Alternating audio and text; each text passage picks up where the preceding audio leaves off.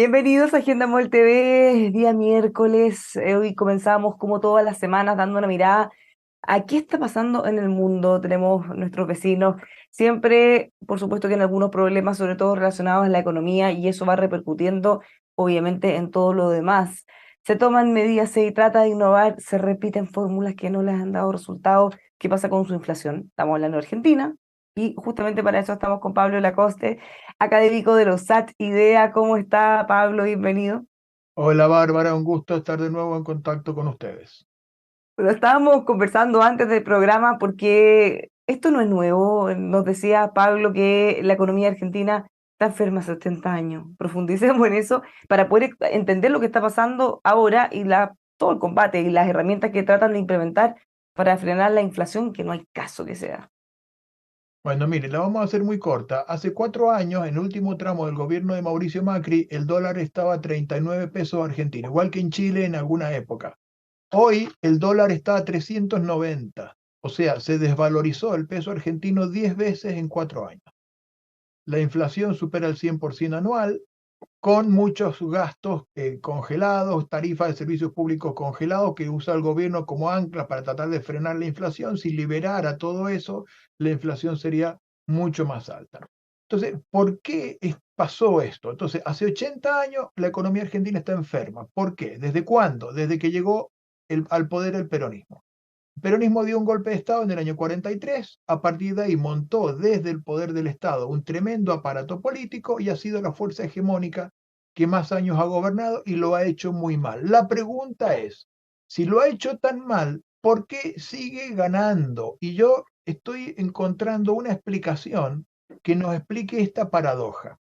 Y es que el peronismo representa a la Argentina mestiza, y las otras fuerzas no se han dado cuenta y siguen representando a la Argentina blanca que baja de los barcos, que se siente europea, que se sienten los europeos de América Latina. Bueno, al no darse cuenta y al no aceptar que la Argentina es un país mestizo, donde más de la mitad de la población tiene mezcla de sangre europea con sangre indígena y sangre criolla, eso ha hecho que no pueda haber ninguna otra fuerza capaz de ganarle al peronismo, porque la gente con la piel un poquito más oscura se siente excluida. O sea, ese proletariado urbano marginal del Gran Buenos Aires, que es el que nosotros vemos cuando juega Boca de local, la hinchada de de los equipos más populares, toda esa gente es mestiza y ellos votan al peronismo porque sienten que la Argentina blanca los excluye, no sienten que ellos sean argentinos. Entonces, acá hay un tema, y que en Chile también pasa, que tenemos que admitir que somos países mestizos y empezar a hacer política de una manera más inclusiva, mirando que son hermosos los indígenas. No hablo de los loquitos violentistas que están haciendo locura y matan gente en el sur, no hablo de eso. Pero la gente que estuvo acá originaria era gente hermosa. Y la gente que vino de Europa fue la mejor de Europa, porque los españoles son los únicos europeos que valoraban el mestizaje. O sea, los otros europeos que hicieron imperios coloniales eran racistas, no se mezclaban. Los holandeses no, los franceses no, los ingleses no. Miremos Sudáfrica, Australia, Canadá, Nueva Zelanda, ellos no se mezclaban. En cambio, los españoles, que eran mestizos porque el español es la mezcla de moros y cristianos, entonces ese mestizo es el que viene acá y dice, vamos con el mestizaje es bueno, vamos a generar una civilización bonita, es hermoso el mundo de los pueblos originarios, hagamos un pueblo nuevo, hicieron el pueblo mestizo de América Latina. Cuando aceptemos eso, vamos a lograr países más integrados en Argentina y en Chile. Ahora, ¿qué tan posible es que se acepte eso o no? Porque quizá llegar a esta conclusión puede ser complejo, pero implementarlo mucho más. Bueno, es cierto, pero acá yo también veo que en Chile hay un problema parecido, porque los partidos políticos de derecha, que son muchas veces más sensatos en el manejo de la economía, no son populares porque tienen una tendencia a buscar gente más blanquita. Y eso también yo lo estoy viendo. Hay partidos que usted le ve las caras de la reunión.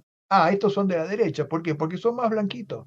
Y no puede ser. Hay que reivindicar con orgullo el mestizaje y abrirle posibilidad de participación a todos más allá del color de la piel.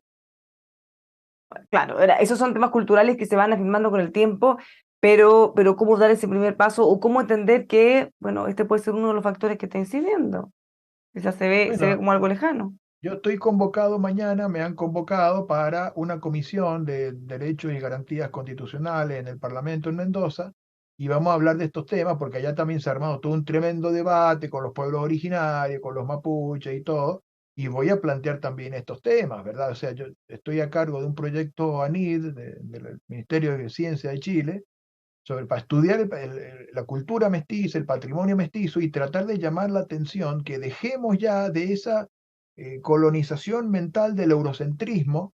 Estoy detectándolo, o sea, no lo estoy improvisando para decirle a usted un comentario periodístico al pasar. Estamos analizando con mucha profundidad esto y estamos detectando que son patrones muy poderosos y que comprenderlos ayudaría a mejorar los países, que las derechas no estén tan alejadas de estos troncos populares y que abran sus puertas y puedan dialogar y nutrirse de los puntos de vista de esa gente. Eso va a ayudar mucho a tener países más integrados y más sólidos.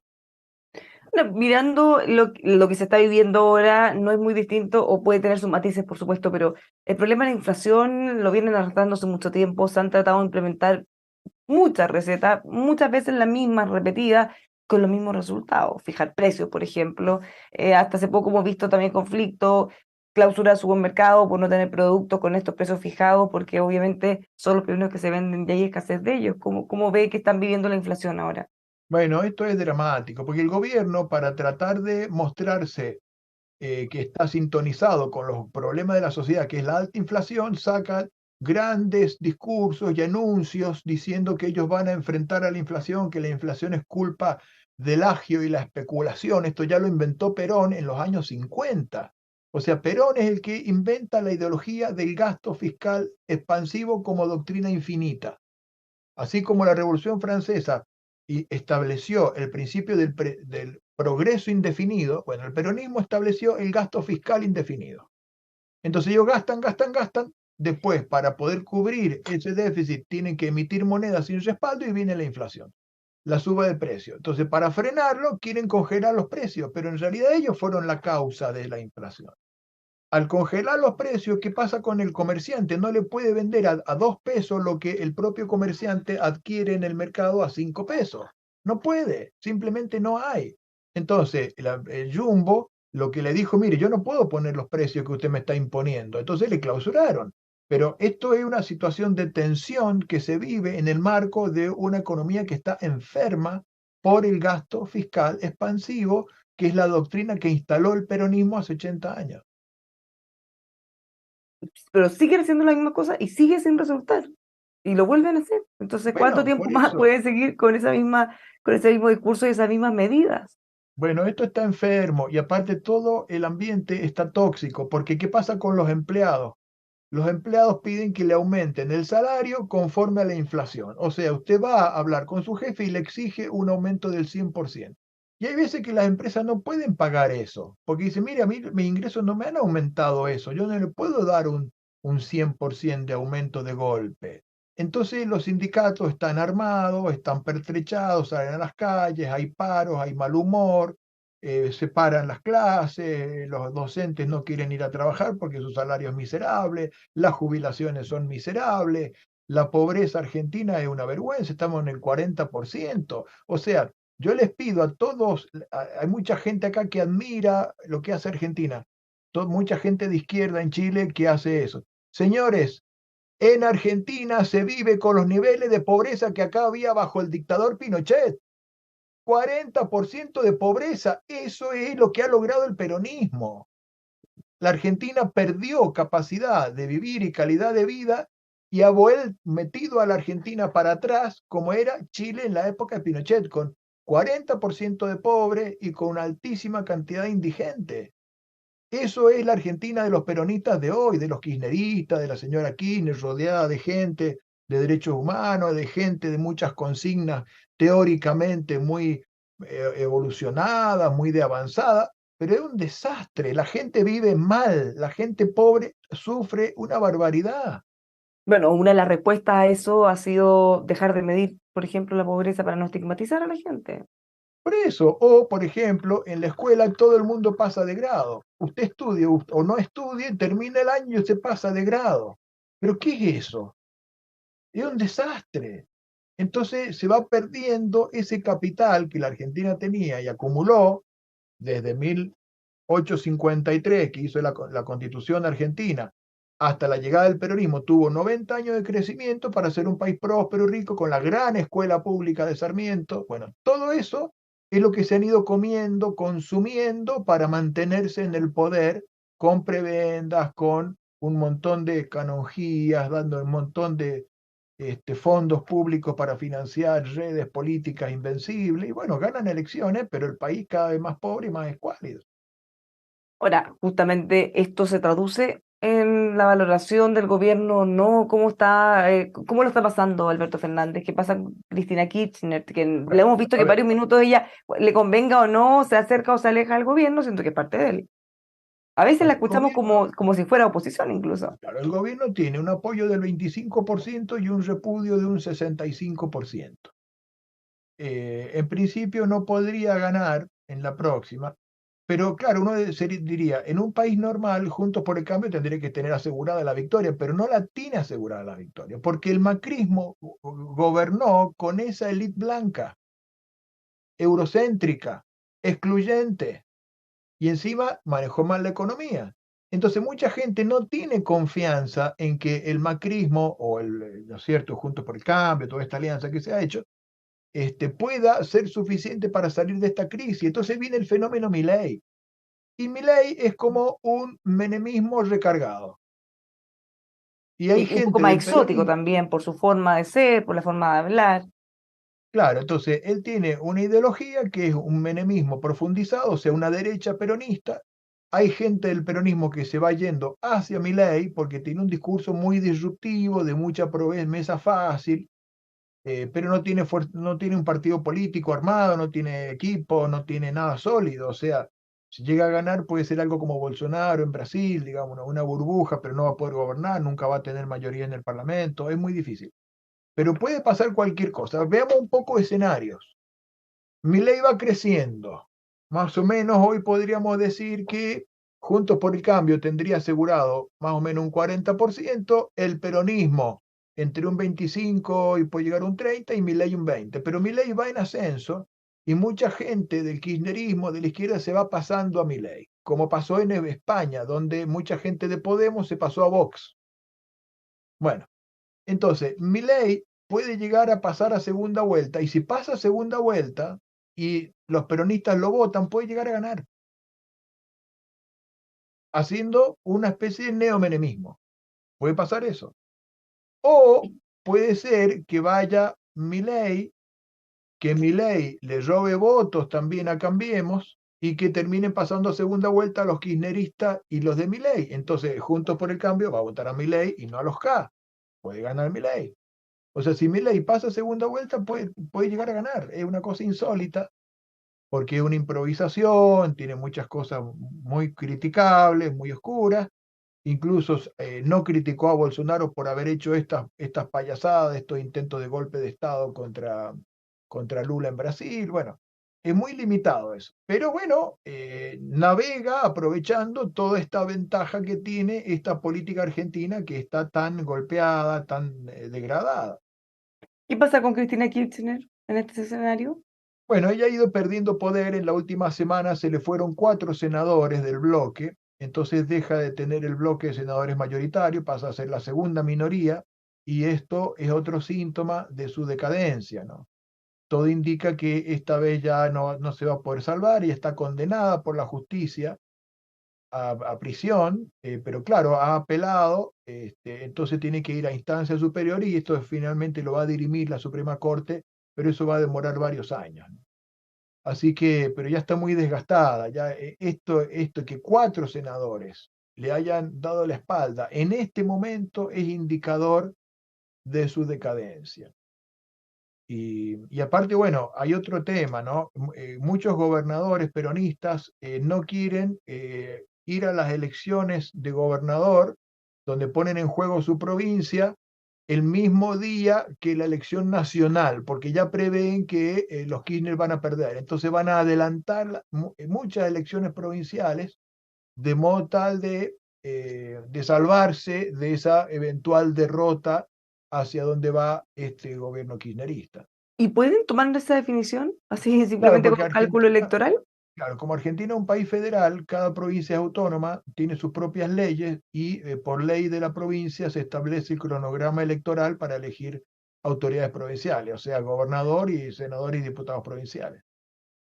Ah, o sea, eventualmente, pues, sin ningún problema podrían hacer eso y así evitar el bochorno o el riesgo de hundirse todos juntos con el kirchnerismo. Claro, pero cuando eso, digamos, si Cristina estuviera en su época de apogeo, todos pedirían ir juntos con ella para ir arrastrados por ella hacia la victoria. Ahora temen ser arrastrados por ella a la derrota. Por eso están adelantando muchas elecciones. O sea, Argentina va a tener un año electoral donde casi todos los fines de semana vamos a tener elecciones en alguna provincia este año. Hemos visto que Cristina Kirchner ha pasado por buenos y malos momentos, da la sensación, mirada desde afuera, que siempre tiene una posibilidad de resurgir y de renacer después de haber tenido, desde todo el prontuario, todos los problemas que ha tenido ella también con la justicia. ¿Qué hace pensar que esta vez no podría ser igual? Bueno, primero que ella está condenada por la justicia y está condenada en una causa que es pública y notoria, que ella se enriqueció de modo ilícito, que es inexplicable, que le dio ganar las licitaciones mayoritariamente a su amigo y su socio. Ese socio se hizo rico de una manera inexplicable, siendo un encajero de banco en un banco en la Patagonia. De golpe se transforma en un empresario que gana todas las licitaciones, cobra todas las obras, no las termina, quedan botadas las máquinas, los caminos a mitad hacer, pero el tipo cobró todo. Y parte de eso le da la plata a Cristina y con eso Cristina compra esos hoteles de lujo que tiene en el sur. Eso está probado, lo conoce todo el mundo, ellos nunca dieron una explicación satisfactoria que diera cuenta de eso y el mundo vio a la familia de Cristina y a la familia de Lázaro Báez contando los billetes, millones de dólares para arriba y para abajo, los bolsos, los departamentos en Miami. Eso es público y notorio, no, nunca se pudo refutar. Así que ahí ya la mayor parte del pueblo argentino tiene la convicción de que esta mujer ha hecho corrupción y que no merece una nueva oportunidad. Eso, claro, es un paralelo a todas las instancias judiciales que todavía le puedan quedar para seguirlo dilatando en el fondo. Claro, efectivamente, eso sigue su curso y tiene más causas que van avanzando muy lentamente, pero avanzan, y ella nunca dio una respuesta. O sea, cuando vino el juicio, la justicia le dio a ella la oportunidad de tomar la palabra y refutar todos los cargos que se le formularon uno por uno, y no refutó uno solo. Se limitó, cuando usó la palabra, a hablar de vaguedades políticas, criticar a Macri, demonizarlo a Macri, bueno, todo eso que ya sabemos, pero no pudo refutar un solo cargo. Bueno, a ver, acá hay obras que esta gente ganó la licitación y no terminó. Demuestre que sí las terminó. Tendría que haber mostrado eso, ¿no? Demuestre que esta gente no ganó la licitación, sí las ganó, que usted no le dio pagos de privilegio porque el Estado paga, demora mucho en pagar. En cambio, a esta empresa de la socia de Cristina se le pagaba incluso antes de terminar su obra. Claro, es que eso ya por sí es muy irregular, porque Es por lo muy menos, o sea, en todos los irregular. países funciona distinto, pero nosotros sabemos siempre hay etapas, hay fases, se va pagando según nivel de avance. En ningún lado le pagan una obra al 100% y sin que la termine, ni siquiera. Bueno, todo eso fue operado por José López, que fue el viceministro de Obras Públicas de todos los gobiernos kirchneristas, y que fue famoso porque fue el que revoleó los bolsos con millones de dólares en el convento. Su viceministro de Obras Públicas era el que tenía los dólares él. Cuyas Entonces, imágenes vimos todos, no, no es un por mito eso, y eso, urbano. claro, esos dólares son los que le pasaban de las coimas y que él lo pasaba para su jefa. Esto es público y notorio, entonces no hay manera de que se pueda revertir eso, ya no hay vuelta atrás. Y a eso se suma el desastre de la economía, con altísimas tasas de pobreza, de inflación, de indigencia. Entonces todo esto realmente es una situación desastrosa que todo indica que ella tendría que ser derrotada en las urnas. ¿Cómo contener los niveles de frustración de las expectativas? Porque por ejemplo, cuando hicieron la apuesta y ganó Macri, se esperaba algo totalmente distinto, se esperaba un mejor manejo económico, él mismo incluso había ninguneado la inflación, así como que era algo que era más fácil de controlar. Bueno, y finalmente no pudo ni con eso, ni quitando los subsidios que generan también muchos perjuicios porque no hay con qué pagarlos, entre varias otras medidas que son impopulares, pero en lo concreto tampoco se probó algo distinto y tampoco funcionó. Bien, pero vamos a aclarar algo, que el gobierno de Macri fue un gobierno absolutamente de minoría. Recordemos que en la primera vuelta Claro, Macri pero sacó el probablemente 3, siempre va a pasar eso, en el fondo. Por eso la gente dice, bueno, ¿hay bueno, alguna posibilidad de cambiar? pero miremos los números. En la primera vuelta, Scioli, que era el candidato a Cristina, sacó 40, Macri sacó el 30 y Massa, que hoy es el superministro de Economía, sacó el 20. Eso fue la primera vuelta. Y en la primera vuelta se fija la elección de los parlamentarios. Entonces, en la segunda vuelta, ahí Macri ganó, pero sin parlamento, porque el parlamento ya había sacado solo el 30. Entonces, él gobierna totalmente en minoría. Y con cosas Entonces, impopulares, mucho más difícil todavía. tuvo que negociar, ¿se acuerdan ustedes cuando él quiso sacar una ley de reforma previsional y fueron los militantes kirchneristas, rodearon el Congreso a tirarle piedra, tiraron 20 toneladas de piedra? O sea, esa es la manera con la cual los kirchneristas bloquearon completamente las posibilidades. Eso no quita que Macri también fue torpe, se rodeó de un gabinete de amigos personales de él, de los CEO de las grandes empresas internacionales, mucha torpeza, mucho error, mucha falta de experiencia. Realmente fue como un alumno en práctica, expresión que se ha utilizado acá también, ¿verdad? Con este gobierno. Bueno, lo de Macri fue bastante flojo, fue un gobierno que fracasó, a pesar de que trataba de cambiar cosas, hizo un montón de errores. Pero claro, fue un gobierno relativo, fue un gobierno muy de minoría. Ahora esto va a cambiar. En principio, acá tendría que cambiar porque se supone que Cambiemos va a ganar en primera vuelta con el 40%, le va a asegurar tener bloques parlamentarios poderosos en las dos cámaras, y los de Milei, que van a sacar un 20, 25, se supone que van a aprobar las políticas racionalizadoras de la gestión del Estado que va a proponer Cambiemos. Entonces, con el 40 de Macri más el 20 de Milei y compañía, vamos a tener un 60 en el Congreso, el kirchnerismo reducido a una mínima expresión histórica de un 20-25, entonces ahí sí podrá construirse un país nuevo. Tomando además las experiencias del gobierno anterior y bueno, y como dice usted, con las mayorías que eventualmente puedan permitirle avanzar. Ahora, sin duda que esa oposición obstructiva de las piedras la van a seguir teniendo. Y sí, porque aparte el kirchnerismo ha utilizado el Estado para financiar redes de militantes, de cientos de miles de personas que cobran un cheque todos los meses por ir a las marchas, por aparecer en las manifestaciones, los cortes de carretera, las acciones frente al Congreso. O sea, tiene una masa gigantesca de militantes de base que pueden poner en problemas al gobierno. Pero claro, el desastre económico ahora es tan grande que con militantes puros que están en contra del humor social, no le va a ser muy fácil al kirchnerismo levantarse, ¿no? O sea, hay ciertas posibilidades de que esto se pueda enderezar. Nos quedamos con eso entonces. Pablo, muchísimas gracias por conversar con nosotros. Súper incierto lo que viene. Muchas gracias a ustedes, nos vemos en la próxima. Nos vemos en la próxima. Los dejamos invitados a seguir con nosotros, dando una mirada a lo que ocurre en el mundo todos los miércoles aquí en Agenda Muerte TV.